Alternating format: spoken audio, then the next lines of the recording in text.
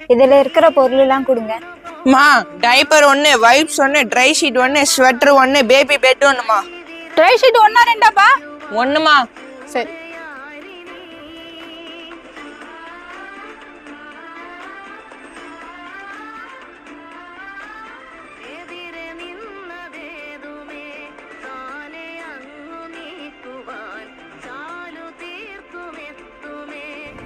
இது பில்லு கொடுப்பா.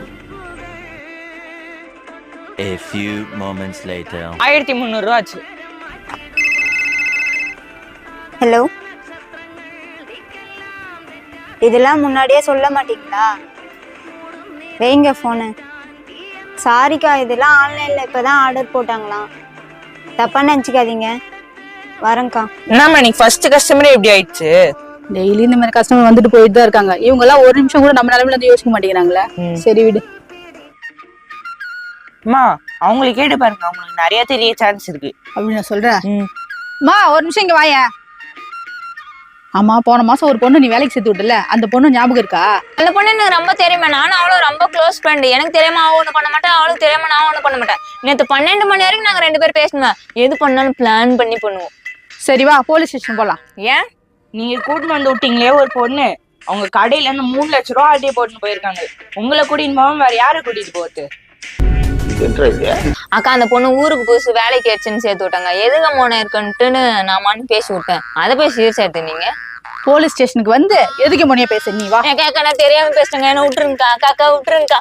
அக்கா விட்டுருங்கக்கா. அக்கா, என்கிட்ட 100 ரூபா தான் இருக்கு. ஹாஸ்பிட்டல் வேற சீக்கிரம் வர சொன்னாங்க. போயிட்டு வந்து 50 ரூபாய் எடுத்துன்னு வந்து கொடுத்துருவா. சரிம்மா. தேங்க்ஸ்க்கா. அவசரத்துல ஒண்ணுமே புரிய மாட்டேங்குது. ஏமா இப்போ வந்த கஸ்டமர் திருப்பி வருவாங்களானே தெரியாது. ஆனா அவங்களுக்கு மட்டும் 150 ரூபாய் பாக்ஸ் 100 ரூபாய்க்கு தரீங்க. ஆனா இதுக்கு முன்னாடி வந்த கஸ்டமருக்கு மட்டும் ஏன் கம்மி பண்ணாம தந்தீங்க? அது ஏத்தாப்புல இருக்குல்ல மெட்டர்னிட்டி ஹாஸ்பிட்டல், மெடிக்கல் எமர்ஜென்சியில மட்டும் தான் பிளாஸ்டிக் பாக்ஸ் வாங்கிட்டு சொல்லுவாங்க. அவங்களே பதட்டமான மனநிலை இருப்பாங்க. அதில் நம்ம போய் பேரம் பேச முடியுமா?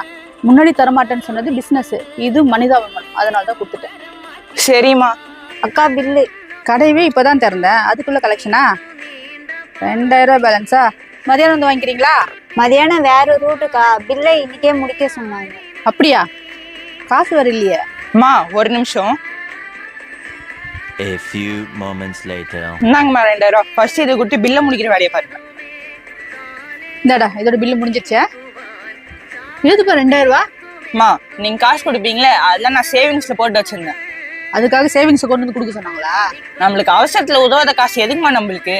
அப்புறம் இந்த மாதிரி கரெக்டா காசு கேட்கறவங்க கிட்ட இதுக்கப்புறம் ஆர்டர் போடாதீங்க. அப்படிலாம் சொல்லாத. அவங்களும் இன்னொரு இடத்துல காசு கொடுத்து தானே வாங்குறாங்க. அவங்க இடத்துல இருந்தும் பாரு. சரிம்மா.